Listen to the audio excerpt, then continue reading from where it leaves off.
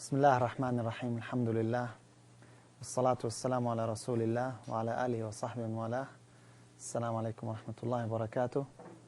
Welcome to Usul al-Fiqh class.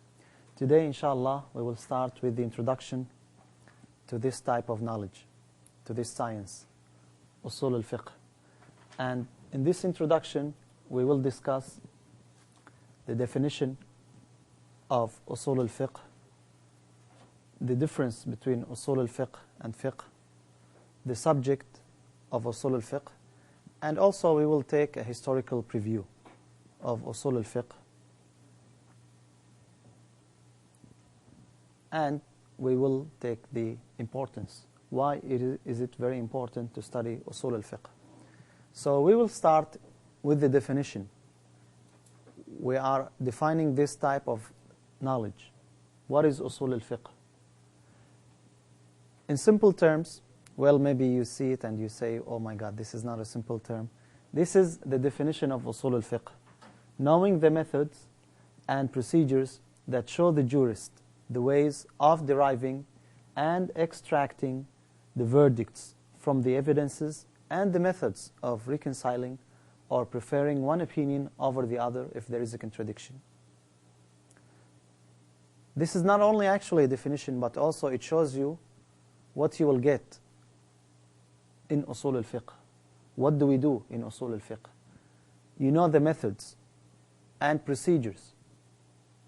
What methods and procedures? Methods and procedures that show you how you derive the rulings from the evidences.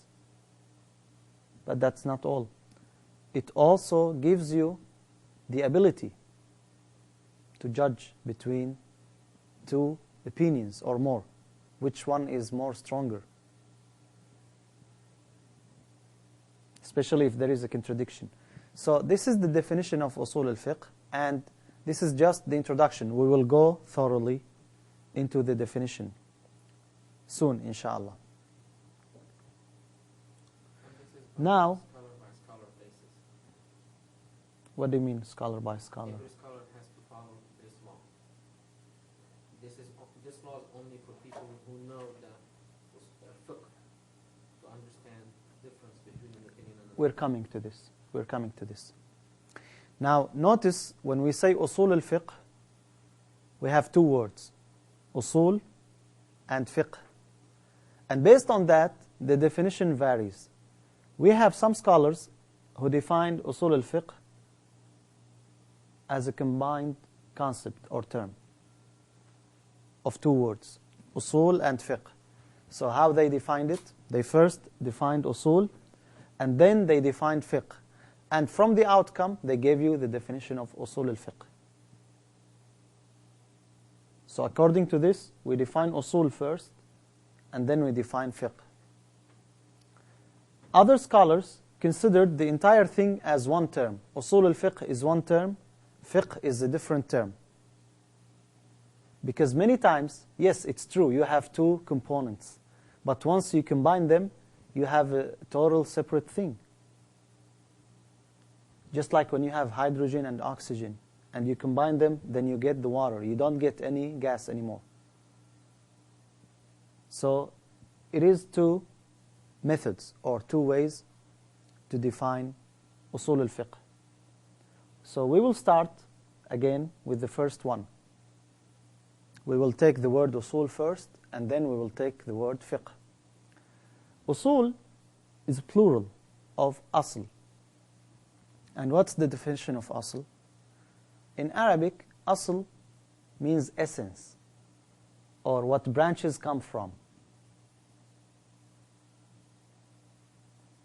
If it came from something else, then it is not Asl, it is a branch. ما يتفرع عنه غيره. That's what we say in Arabic. Asl, the definition of Asl. In the term, the technical term of Usul al-Fiqh, we define Usul, or we use it sometimes as evidence.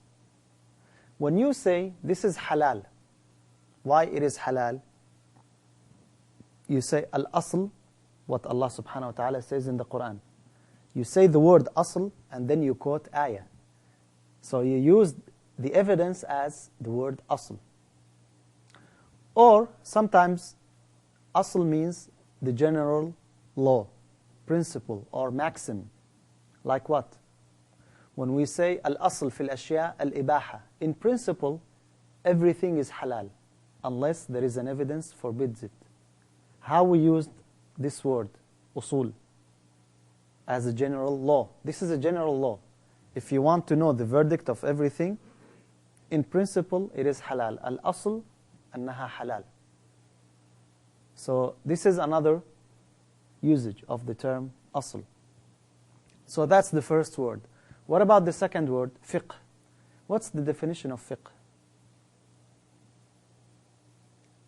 Linguistically, fiqh means to understand, to know.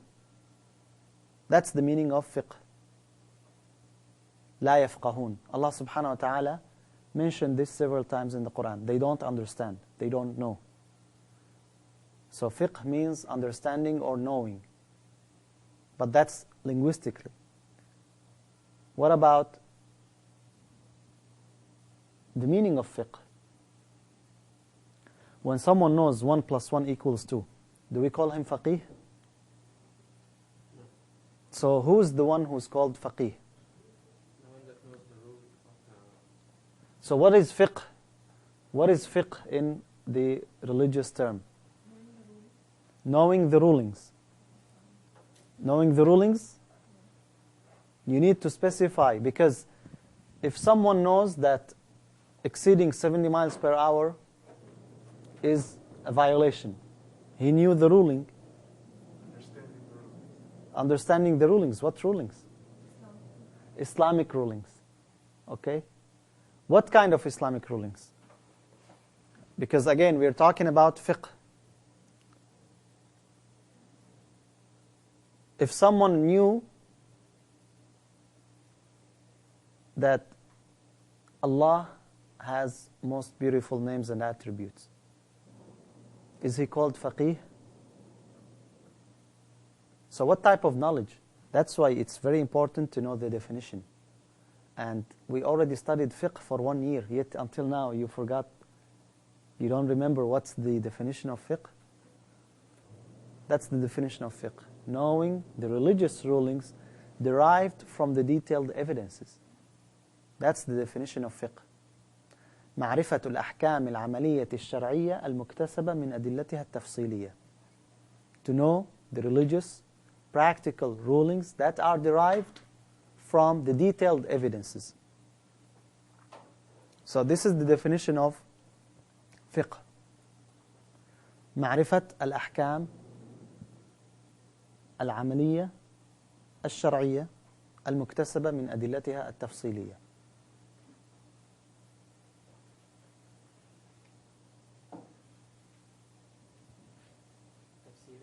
تفصيلية, detailed, تفصيل, detailed. And we will come to know why. So when we say knowing the religious rulings derived from the detailed evidences, what does that mean? Who can we call a faqih? The one who knows or the one who doesn't know? The one who knows. If someone was asked about a ruling and he said, I don't know, can you call him faqih? What do you think? Depends. Depends on what? His range of knowledge His range of knowledge. Right. If someone was asked 30 questions and he did not answer any of them, can you call him faqih? In fiqh? No. He is not. Why? Because he doesn't know. Well, actually, you can still call him faqih. Can you say about Imam Malik he is not faqih? Can you say about Imam Malik he is not faqih? No. Why? Because Imam Malik was Imam. He was a leader in fiqh. However, he was asked about 40 different issues. And he answered 36 of them with what? I don't know. Allahu alam. So when we say to know, in general, not in every specific issue, not in every specific issue, or to be able to know. Like now you may ask me about something. I don't have the answer right away, but I have the book. I know how to look and I know how to get it. This is also faqih.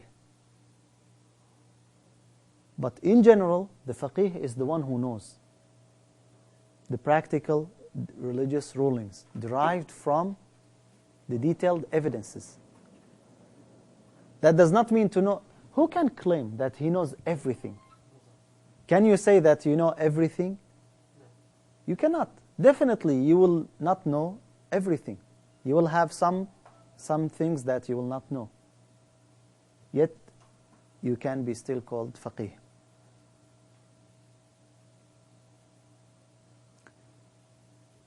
And based on that, what do we call Usul al-Fiqh? Based on that definition, Usul separately, Fiqh separately, we say the evidences of the Islamic practical rulings and knowing their impact in general. Whose phone is this? That's what happens when you come late. You forget to turn off your cell phone.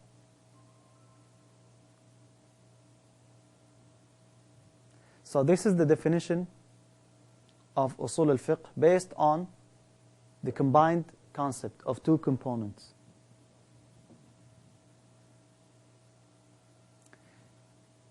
The other definition, when we consider Usul al-Fiqh as one thing, although in essence they are two words, but once they come together, then it is a separate entity. Usul al-Fiqh. We define Usul al-Fiqh as knowing the principles that allow deriving the detailed religious rulings.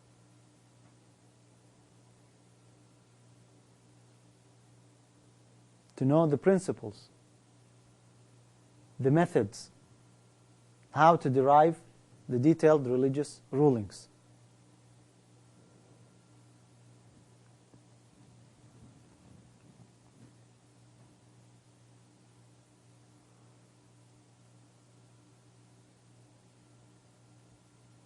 Based on the definition, what do you expect to study in Usul al-Fiqh?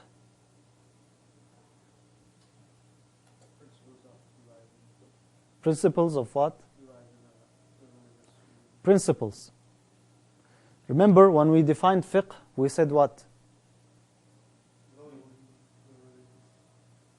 Yeah, knowing the religious rulings. From where? From the detailed.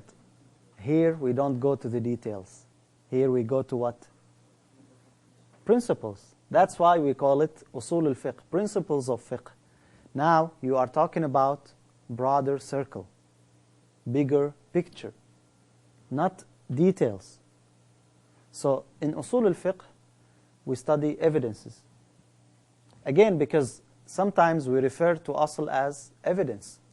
Al-asl fi dhalik, the evidence for this is so and so, the ayah, the hadith. We study the evidences and how we derive the ruling from this evidence. While the faqih, what does he do, the faqih? The faqih comes and says, this is halal and this is haram. The usuli, the one who learns usul al-fiqh, he says why this person said about this halal and why the other one said about it haram. So that's what we study in Usul al-Fiqh. Based on that, we don't study a simple issue like, is rinsing the mouth recommended or must? Where do we study this? In fiqh, not in Usul al-Fiqh. In Usul al-Fiqh, we study what? The guideline. And then you follow on in fiqh. We tell you that every word came with this term, it means halal or haram. But we don't discuss every single one of them. We may give you an example. Why? Because again, we are studying principles. We're studying the generalities. We're not going to the details. Also, we don't discuss in Usul al-Fiqh whether the book of Allah subhanahu wa ta'ala is an evidence or not. We know it is evidence. It is the first source of Sharia. Where do we study the Book of Allah as a source? Whether in Hadith or in Aqidah, in other subjects. Here in Usul al-Fiqh, we assume that you already have basic knowledge and you are building on that knowledge. So we don't study these well-known facts or detailed issues.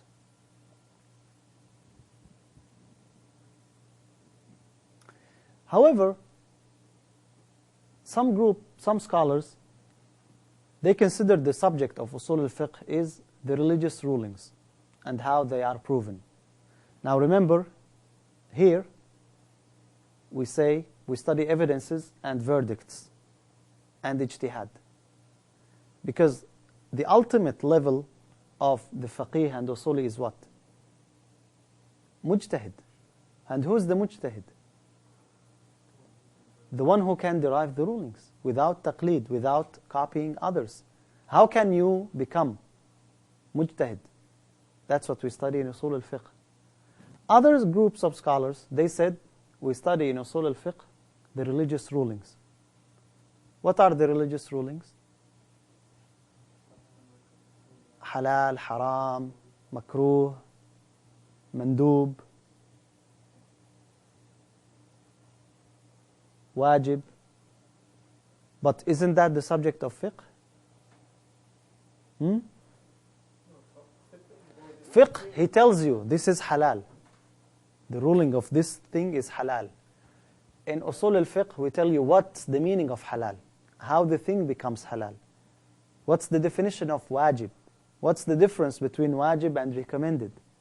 In fiqh, we don't say this. We tell you this is halal, this is haram, this is recommended.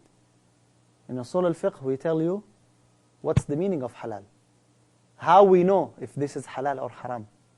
Okay, so this is the subject of Usul al-Fiqh. And based on that, you will find the writings are different. Some scholars wrote in Usul al-Fiqh the first source of Sharia, the Book of Allah. And they gave you the details of the Book of Allah, how to derive the rulings. Others, they start with Adillat al-Ahkam, the rulings. Mubah, halal, the definition, and what's the meaning of it, and so on and so forth. You need to know this, because once you read, and you may find, in English now, unfortunately we don't have that many books, but in Arabic we have a lot. And you find the style of writing is different. And you ask yourself why, if the subject is one. In fiqh, for instance, how scholars start their books of fiqh? Tahara, because it's known, there is a method. The same thing with Usul al-Fiqh. Yet, you will find lots of differences. Based on what? Based on the understanding of Usul al-Fiqh. What is it? Some scholars start with the evidences, the Book of Allah, the Sunnah of the Messenger ﷺ, Ijma', Qiyas, and then the rest of the evidences. Other scholars, they start with al-hukm, the ruling, the verdict, halal, haram, wajib, mubah, mandub, makruh, and so on and so forth. They differed how to start, and they differed what to put in their books. And actually, some scholars, they combined between those two methods. So we can reorganize the thoughts about the subjects of Usul al-Fiqh, and we say, these are the general topics that we will study in Usul al-Fiqh. The evidences. This includes the evidences from the Book of Allah, the Sunnah of the Messenger sallallahu alaihi wasallam, Qiyas, analogy.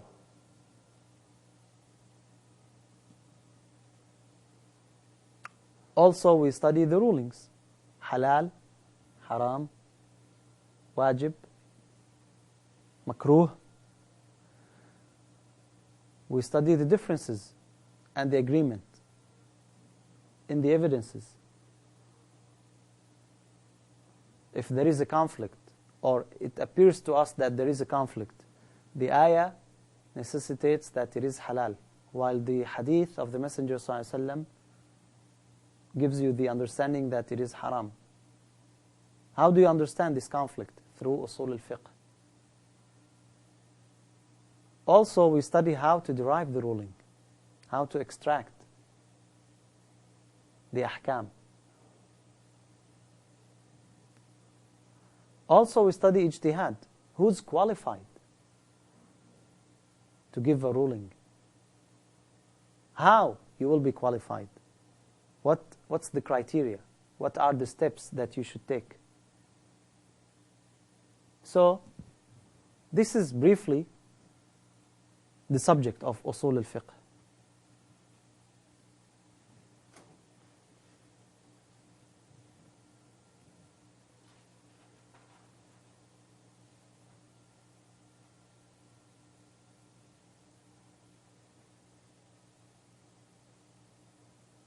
Now, we will talk about a historical preview of Usul al-Fiqh. And we'll start with the methods that scholars wrote in Usul al-Fiqh. Like I said, we have 3 different methods. The first one is called the method of speakers. And this is what is called the method of the Jumhur, the majority of scholars, Malikis, Shafi'is, and those who followed them. Then we have the method of the Hanafi scholars, طريقة الأحناف. And then we have طريقة المتأخرين, the method of the recent, late scholars. We have 3 methods in writing in Usul al-Fiqh. What's the difference? What's the difference between those methods? The method of speakers, or Shafi'is and Malikis, what do? They mention to you the principle, the general rule, the guideline, and the evidence for it.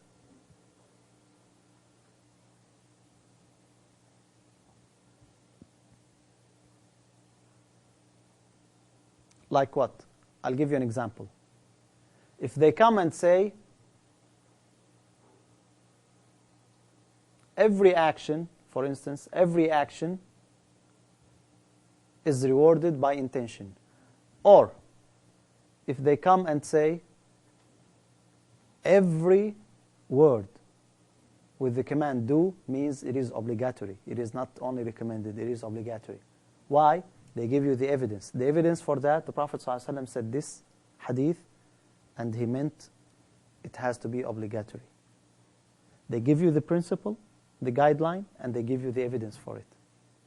Because again, they are collecting what? Usul, principles. So they are giving you these principles with their evidences. And there are many books written in Usul al-Fiqh. You should know at least one in each method.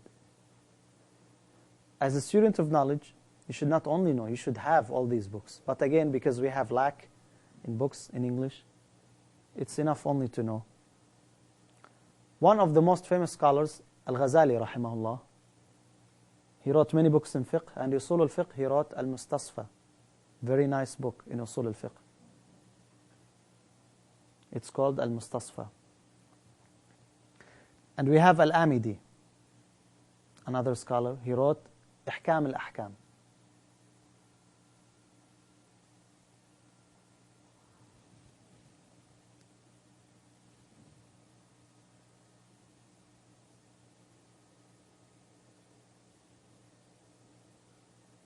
Okay, so this is the first method. They mention the principle, the guideline, with the evidence of the books, Al-Mustasfa lil-Ghazali, Ihkam al-Ahkam lil-Amidi, and many other books. Then we have the method of Hanafi scholars. What's their method? They establish the principle based on the branch. What do we mean by this?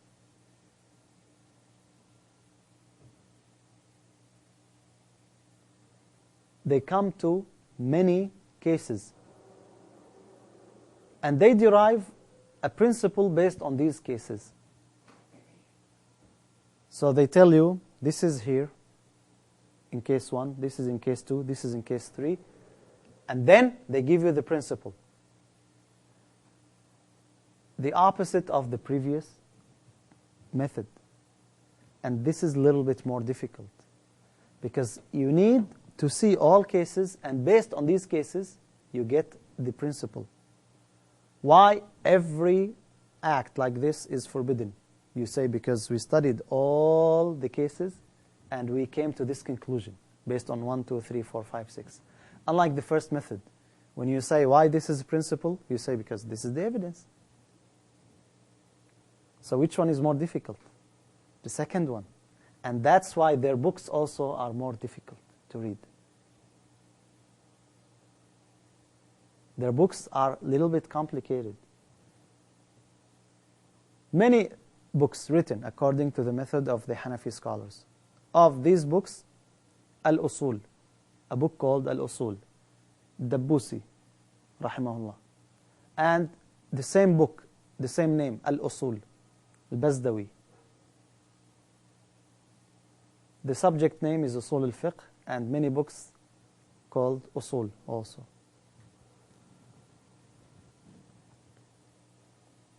So, these are two books according to the Hanafi scholars. Then we have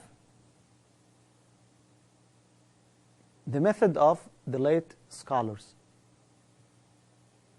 What did they do? They combined the two methods. And that's easier way to study Usul al-Fiqh. They give you little here and little there.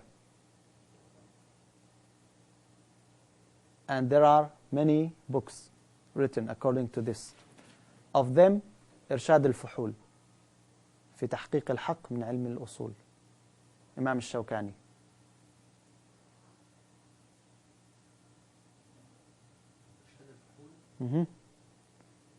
The guidance of the eminent.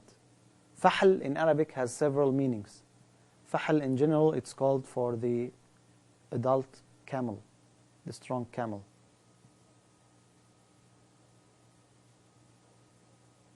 And then it is called for the well-established person in any type of profession. Like Fahl min fuhul al-shu'ara. He is prominent poet. It is also called for the strong man. He's Fahl. He's married to 4 wives. This is one of the books that is written according to this method. And there is also a very famous book in Usul al-Fiqh. Many people know it. It's called Al-Muwafaqat. Al-Muwafaqat for Shatibi. And actually this book is translated to English. And that's weird, because in order to read this book, you need to read at least 6, 7 books in Usul al-Fiqh. Because this is a very advanced book, Al-Muwafaqat. Yet it is translated to English.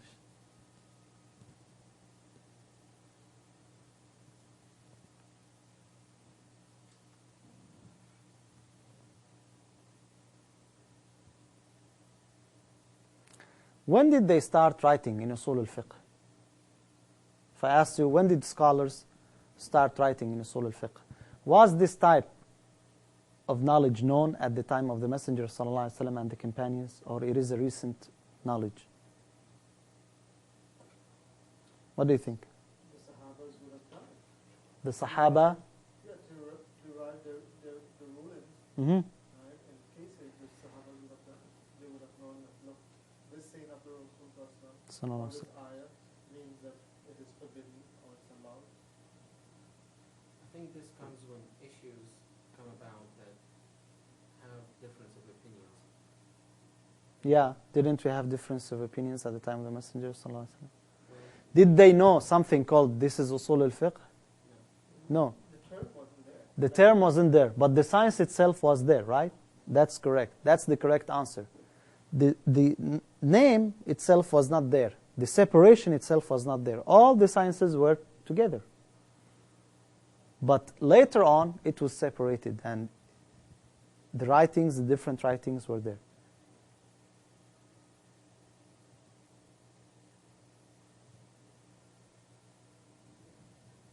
The companions, they knew how to derive the rulings. They did not need to write something separate. They knew that this is the method, this is how you derive the ruling, this is what you do in case of contradiction, which to take first, what takes precedence, is it the Book of Allah, the Sunnah of the Messenger ﷺ? All this they knew. Because also in Usul al-Fiqh we deal a lot with the Arabic grammar and language, because we're talking about generalities, and that involves Arabic when we derive the ruling. So they knew that. They were fluent in Arabic. But later on, after the time of the Messenger ﷺ, after the time of the companions, when people needed that thing, they needed something structured. And that's when Usul al-Fiqh was separated, and it was known as a type of knowledge, a science by itself.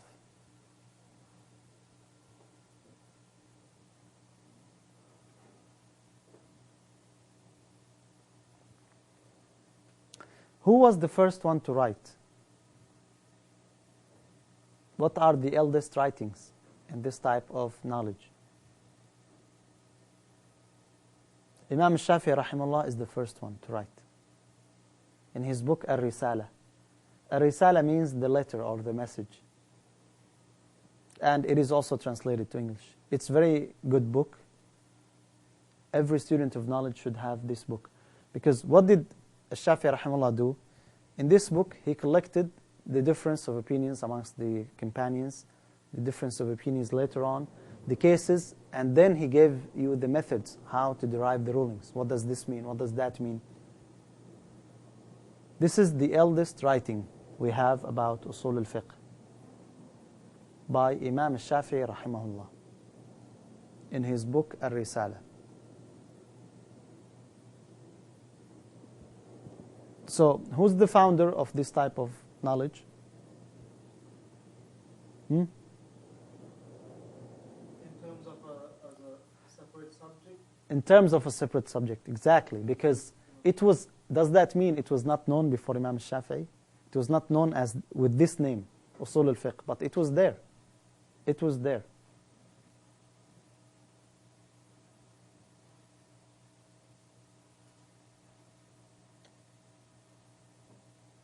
So that's what he did. He collected the cases, the incidents of the scholars, the disagreement, and he wrote his book.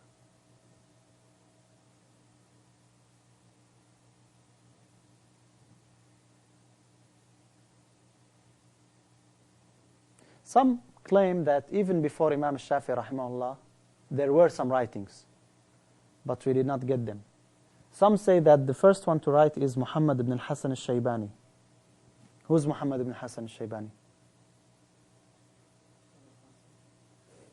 Who is it? You study that, and you know that.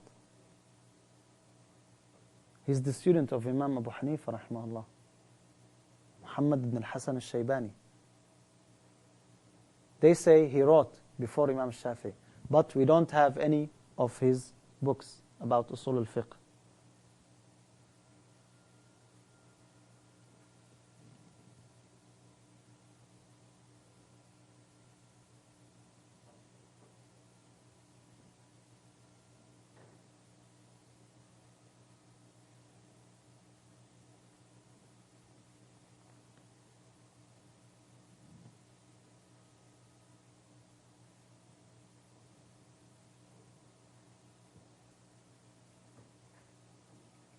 Now, after this historical preview, after the definition of Usul al-Fiqh, we need to know what's the difference between fiqh and Usul al-Fiqh. Isn't fiqh sufficient for us? Why do we need to study Usul al-Fiqh? So what do you think? We mentioned several differences so far. First one, Usul al-Fiqh deals with principal issues. We don't deal with detailed issues. Like I said, if you are looking for the verdict on a specific incident, specific case, is wiping recommended or must? Does it have to be 3 or 1 is sufficient? You won't find this in Usul al-Fiqh. You may find it as an example, but it's not the place to find these issues. Why? Because we are dealing with principles. Where do we find the detailed issues? In the books of fiqh. That's where we find the detailed issues. This is one difference. Another difference. Usul al-Fiqh, we deal with generalities, which means we are paying more attention to the Arabic language.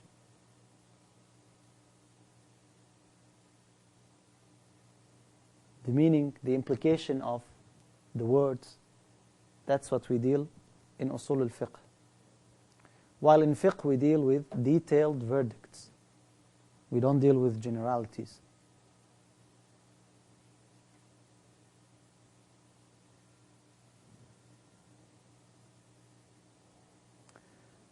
Which is higher, Usul al-Fiqh or fiqh?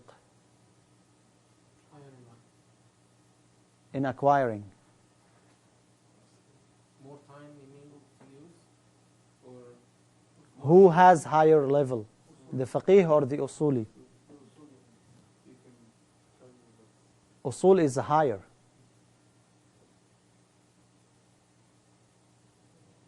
So Usul al-Fiqh requires more knowledge. Because in order to get a guideline, a principle, you need to study many cases. You need to know many evidences. While to derive a ruling in a detailed issue, it doesn't require that much knowledge. So which one is more difficult? Or which one is higher? Usul al-Fiqh.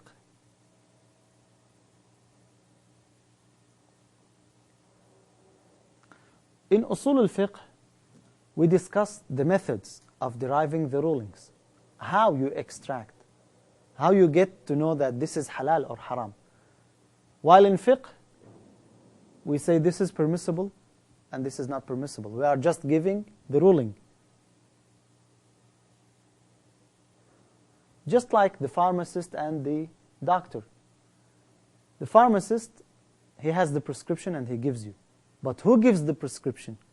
The doctor. So that's the difference in Usul al-Fiqh, between fiqh and usul.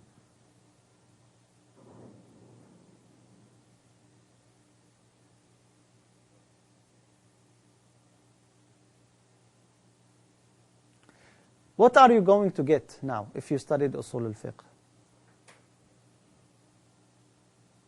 You need to know the benefits, because if you don't know these benefits, you may not be interested, and you may ask yourself why I am wasting my time or studying.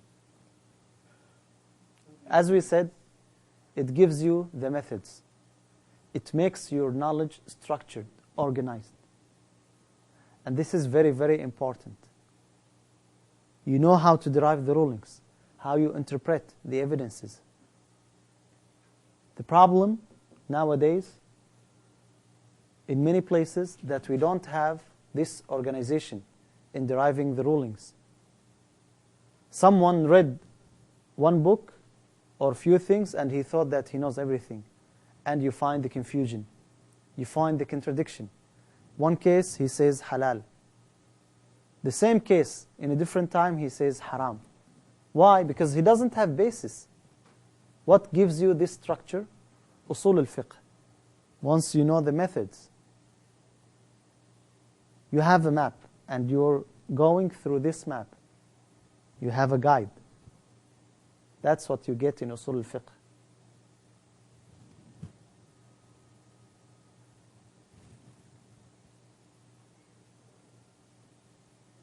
In Usul al-Fiqh, you learn how to compare and outweigh opinions.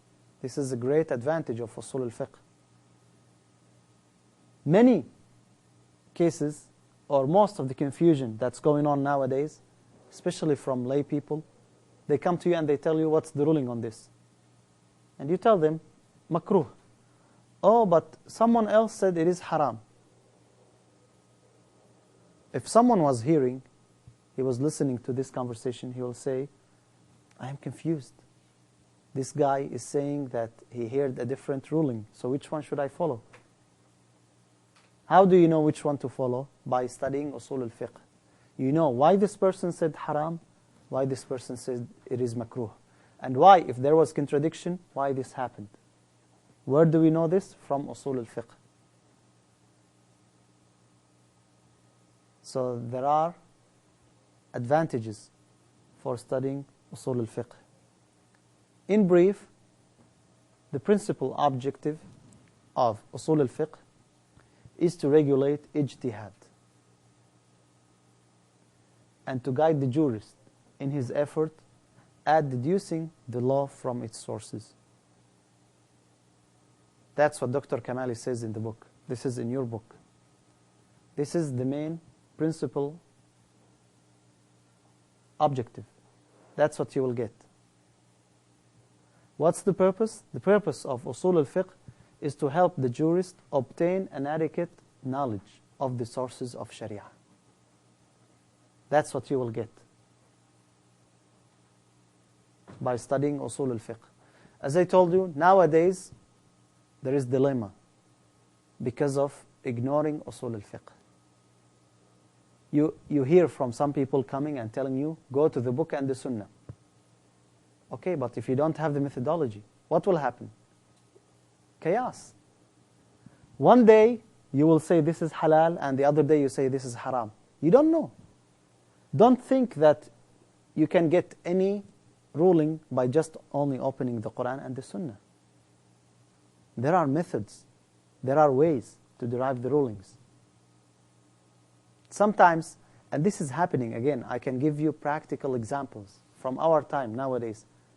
Sometimes people give the ruling based on an evidence. Then they give a different ruling based on contradicting evidence. If you studied Usul al-Fiqh, you will not have this confusion.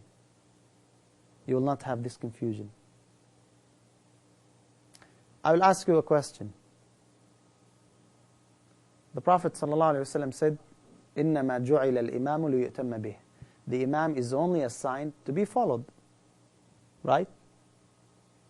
فَإِذَا كَبَّرَ فَكَبِّرُوا. So when he makes takbir, what do?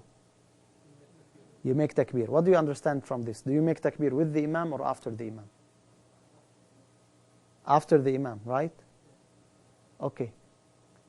If the Imam said وَلَا الضَّالِّينَ, do you say Ameen, or you wait for the Imam to say Ameen and you say Ameen?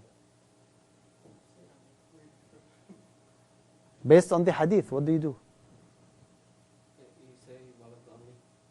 The Imam said وَلَا الضَّالِّينَ. I wait for the Imam to say Ameen. You say, why you wait for the Imam to say Ameen? Because the Imam has to be followed, right? What do we call this? This type of evidence. We have a hadith. The text of the hadith is telling you what? To follow the Imam. What is understood from the hadith is what? To wait until the Imam says Ameen, so you say Ameen. What if there came another hadith telling you, you say Ameen with the Imam? Which one you take? You cannot take both, because if you take both, that means one time you will wait and one time you won't wait. You cannot take both because there is contradiction here.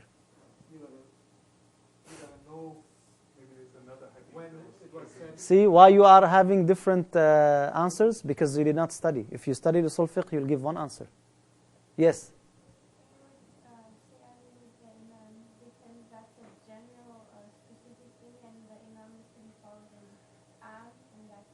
Yes, that's very close. You will say Ameen, you don't wait for the Imam, because we have something called the text and what is understood from the text. Which is stronger? What you understand or what the text tells you? Al-mantuq muqaddam ala al-mafhum. That's a general law. Very basic principle law in Usul al-Fiqh. Always, when you have two contradicting things, you understood something from here, but there was something contradicting that was said by the Messenger ﷺ. So you take what was said. Also, another rule, when you have a general thing and a specific thing, which one you take? Specific. So in the case of prayer, in general, you wait for the Imam. But in this particular incident, what do? You don't wait. So no confusion anymore. Why? You know. You have a method. And based on that, anyone came, you give him an answer. You have a clear method. And compare this to all other cases. And that's, again, the problem. That's the problem with many people nowadays. They did not study. They don't have adequate knowledge. They don't know how to derive the rulings. So we will stop here, inshallah. That's the introduction. And we will move forward, inshallah, next week with the topics and the subjects of Usul al-Fiqh. We will take questions if there is any question about the introduction.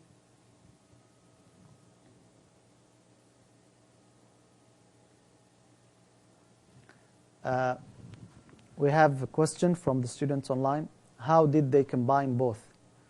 Did they use first method sometimes and second method sometimes, or did they come up with a different method? They combined both methods by giving you the principle with the evidence and by deriving the principle from many individual cases. That's how they combined the two methods. Any other questions?